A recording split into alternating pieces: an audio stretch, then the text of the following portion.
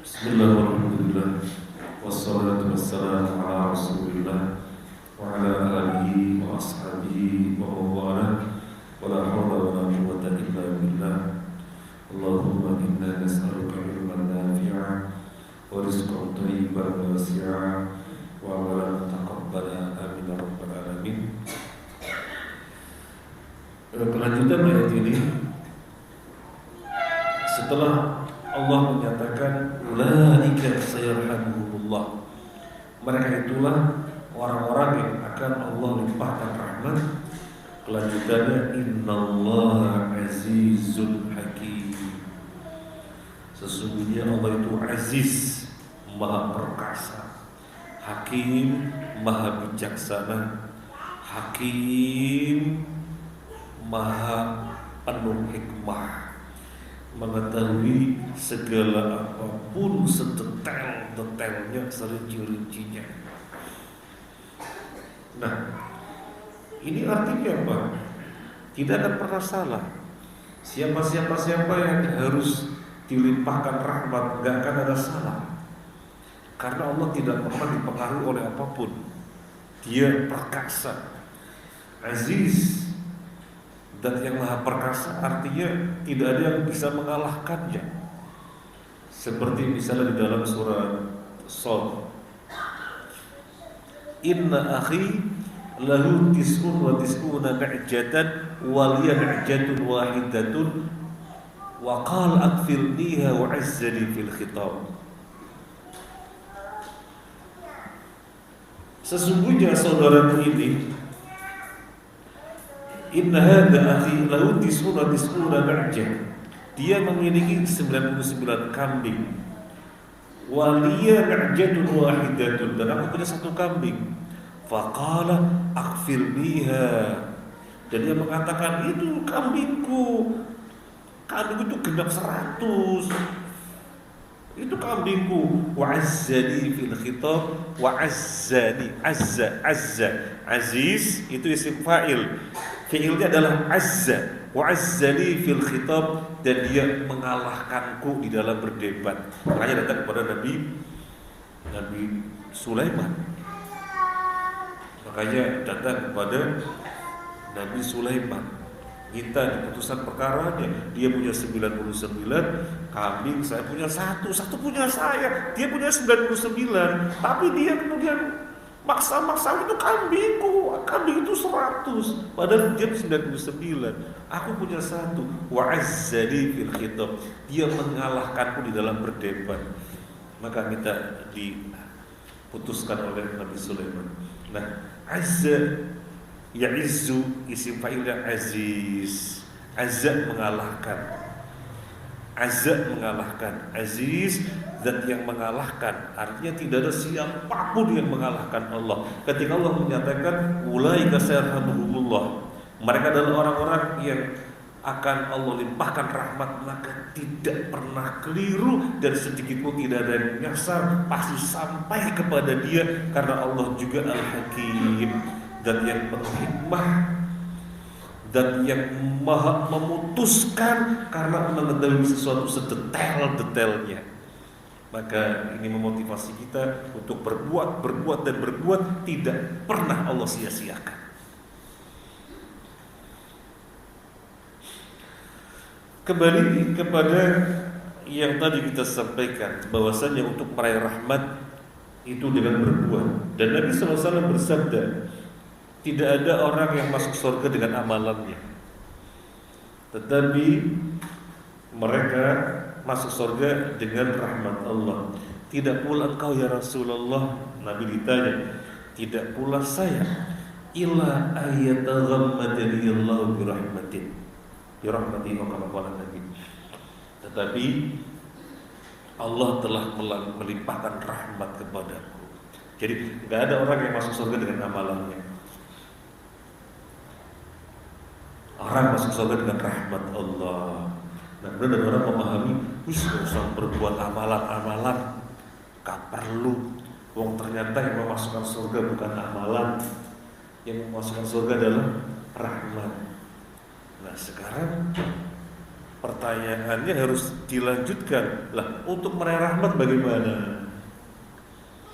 Untuk meraih rahmat bagaimana? Kan Allah berfirman, "Ulaika sayarhamuhumullah." Setelah berbicara tentang loyalitas sesama muslim, harus apa, yang maknanya semuanya adalah berbuat, mereka itulah orang-orang yang akan dirahmati oleh Allah. Kadang-kadang ada orang keliru, usah amalan-amalan, ternyata masuk surga dengan rahmatnya. Nah, pertanyaannya gimana untuk meraih rahmat Allah, kan begitu.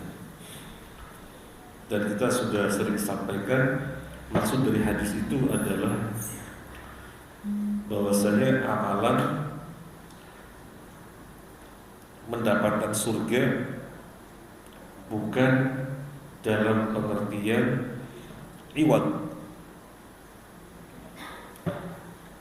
Amalan tidak memasukkan orang ke surga.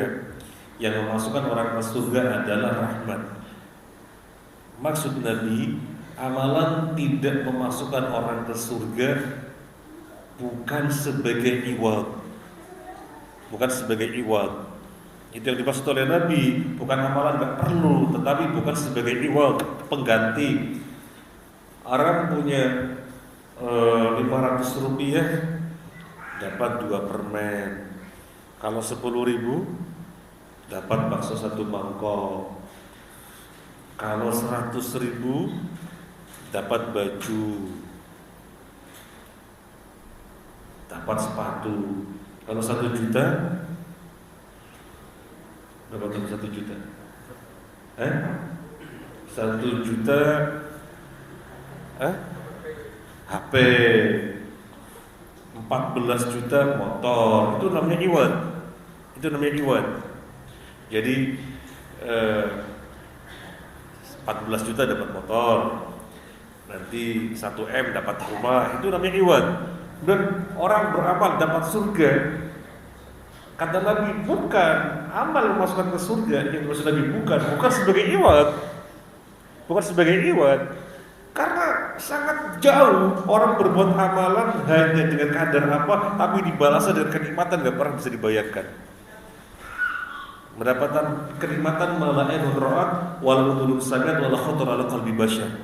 Kenikmatan yang tidak pernah mata melihat, telinga mendengar, dan terbesit dalam hati manusia. Kenikmatan yang sangat tinggi sekali. Cukup dengan amalan yang hanya begitu, yang gak cukup. Makanya kata Nabi, yang dimaksud sabda beliau, amalan tidak memasukkan ke surga adalah amalan dipandang sebagai iwal, pengganti. Bukan. Jadi masuk surga dengan rahmatnya. Amalannya hanya segitu, tapi rahmat Allah yang menjadikan dia masuk ke surga. Dan bukan berarti tidak beramal, karena untuk meraih rahmat harus beramal. Nah, mungkin satu ayat lagi kalau cukup, ayat 72. Wa'adallahu al-mu'minina wal-mu'minati jannatin tajri min tahtiha al-anhar khalidina fiha wa masakin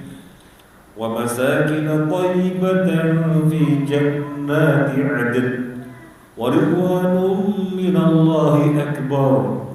Dzalika huwal fawzul 'adzim. Allah menjanjikan kepada orang-orang mukmin laki-laki dan perempuan akan mendapat surga yang mengalir di bawahnya sungai-sungai. Mereka kekal di dalamnya dan mendapat tempat yang baik di surga agung. Dan keridhaan Allah lebih besar, itulah kemenangan yang agung. Wa'adallahu al-mu'minina wal-mu'minat. Kenapa Allah tidak berfirman wa'adahumullah? Allah menjanjikan kepada mereka. Kenapa tidak diganti dengan hum? Wong di atasnya kan sudah jelas wal mu'minuna wal mu'minatu. Jadi konteksnya lagi berbicara mukmin laki dan mukmin perempuan. Kenapa tidak Allah sebutkan wa'adahumullahu jannatin? Tapi Allah sebutkan wa'adallahu al-mu'minina wal mu'minati. Allah menjanjikan kepada orang mukmin dan orang mukminat surga yang mengalir di bawahnya sungai-sungai kekal di dalamnya. Jadi di sini menunjukkan illah, dimasukkannya mereka ke dalam surga adalah karena keimanannya, di mana mereka sebagai mukmin laki dan mukmin perempuan. Artinya di sini ada poin taukid, penegasan. Makanya tidak disebutkan dengan redaksi wa'adahumullah, tetapi disebutkan wa'adallahul mu'minina wal mu'minati sebagai bentuk taukid sekaligus menunjukkan ilah alasan dimasukkannya ke surga adalah karena keimanan mereka, di mana mereka sebagai mukmin lagi dan sebagai mukmin perempuan. Jannat disebutkan dengan jamak karena surga tidak satu tingkatan, tetapi bertingkat-tingkat. Yang paling tinggi adalah Firdaus. Bertingkat-tingkat yang paling tinggi adalah Firdaus. Kata Nabi SAW, kalau Anda meminta, mintalah Firdaus. Artinya memiliki cita-cita yang tinggi, Firdaus. Sehingga kemudian kita selalu melihat amalan kita, pantas juga ya, saya sudah meminta Firdaus, kok amalan saya baru segini-gininya secara kuantitas dan kualitas. Seandainya secara kuantitas sedikit, paling gak kualitasnya bagus gitu. Ini sudah secara kuantitas sedikit, tetapi kualitasnya masih jauh. Jadi kan terus bermuhasabah karena kita telah meminta Firdaus. Mengalir di bawahnya sungai-sungai, mengalir di bawahnya sungai-sungai. Jannat berasal dari 3 huruf, jim, nun, nun. Artinya sesuatu yang tertutup. Maka disebut janin karena keberadaannya tidak terlihat. Janin tertutup. Makhluk disebut jin karena dia tidak bisa dilihat. Dan surga disebut dengan jannat karena itu taman dipenuhi dengan pohon-pohon yang luar biasa sekali dan kenikmatan-kenikmatan yang lainnya yang ada di dalam pikiran kita itu. Sungainya di mana kalau ada taman-taman? Ini sungainya di bawah taman. Ini sungainya di bawah taman. Yaitulah surga. Di sana sungainya tidak ada 2 tepi. Sungainya tidak ada 2 tepi, tepi kanan, tepi kiri, dan air mengalir di antara 2 tepi itu sungai dunia. Sungai di surga nggak ada 2 tepinya, sehingga kemudian kita tidak bingung ketika disebutkan taman-taman yang mengalir di bawahnya sungai-sungai, karena di sana tidak ada tepinya. Kemudian wa masakin thayyibatan, tempat tinggal yang bagus, tempat tinggal yang bagus. Di dunia tempat tinggal yang bagus yang bagaimana? Mungkin yang gede, yang serba mewah, ada kolam renangnya, ada bodybuildingnya, ada helipadnya, ada macam-macam, ada mobilnya macam-macam, udah barangkali begitu ya kalau di dunia. Di surga kenikmatannya tidak bisa dibayangkan. Tentang tempat tinggal di surga ada sebuah riwayat, tetapi tempatnya tidak bisa dibayangkan. Sebuah riwayat tentang tempat tinggal di surga. Inna fil jannati khaymatan min lu'lu'ah mujawwafah arduha situna milan fi kulli zawiyatin minha ahlun bayaron al-akhirin yatufu alaihim al-mu'minun. Di surga ada kemah.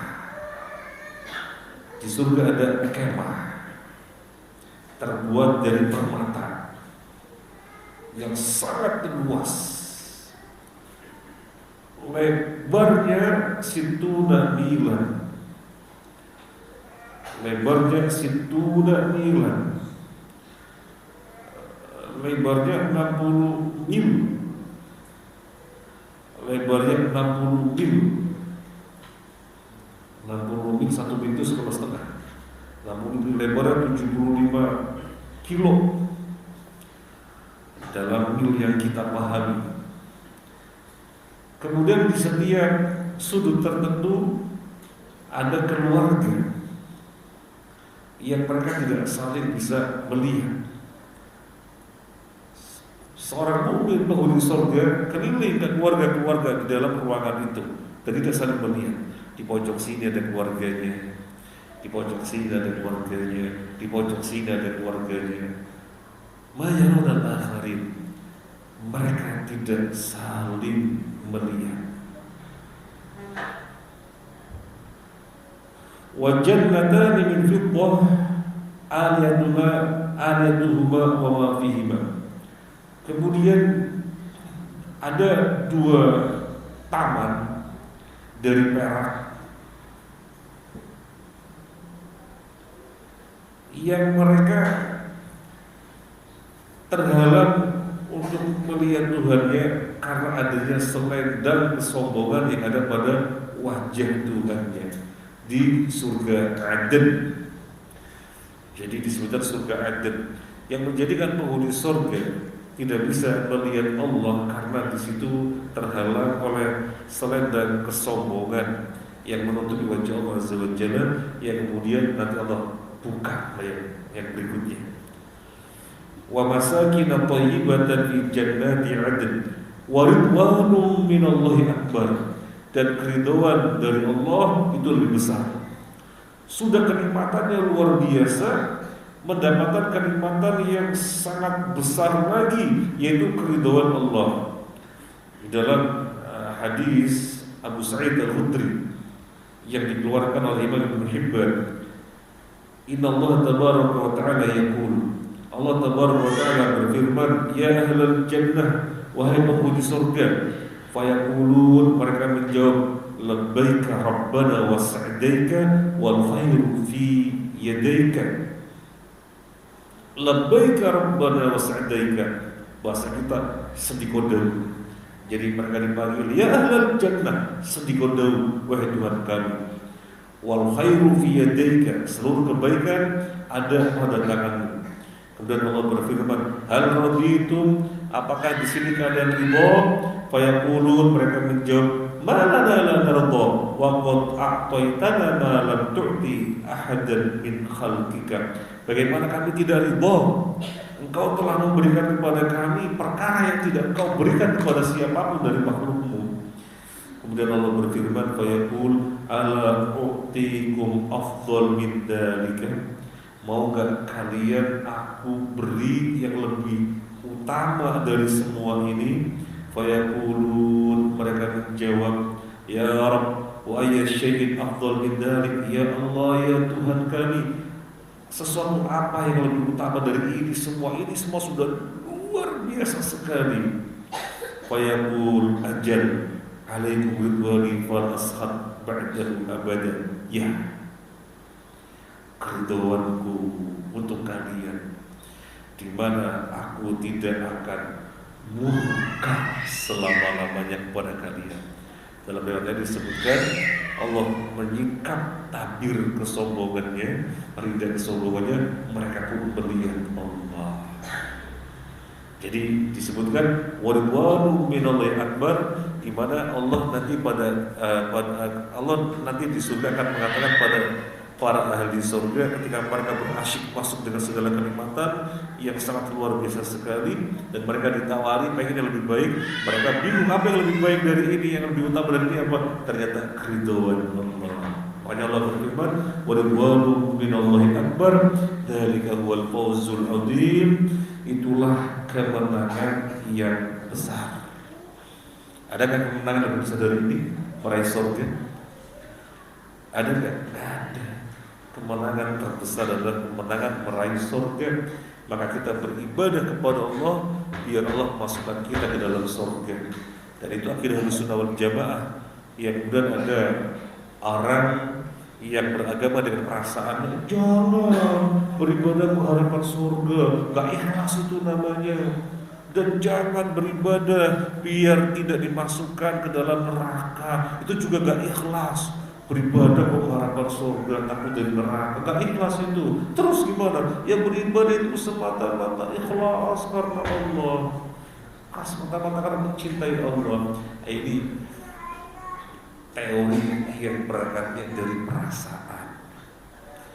Dan yang kita sebut pada hari Ahad kemarin yang ahli kalam yang mirip-mirip tasawuf kayak gini, berbicara tanpa Al-Quran, murni dengan akalnya kalau itu ahlul kalam, dan murni dengan perasaannya itu tasawuf atau sufi.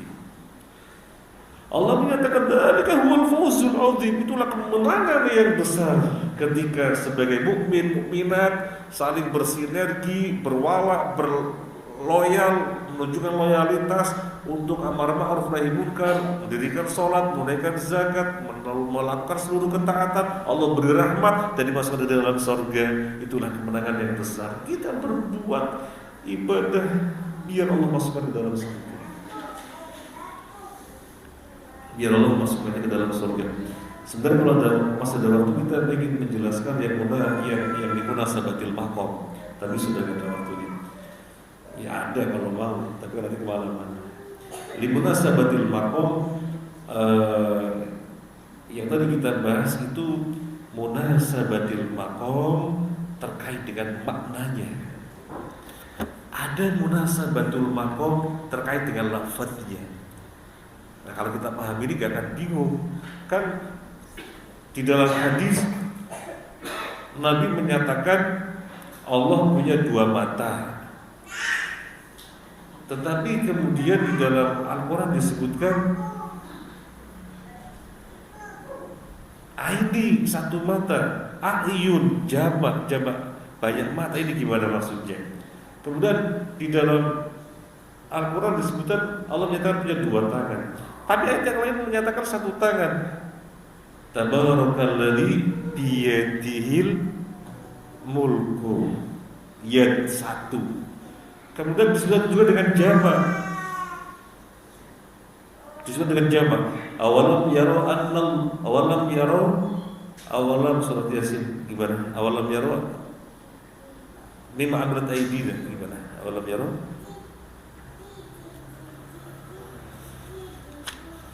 ada dalam surat Yasin, awalam yaro annallaha alladzi khalaq.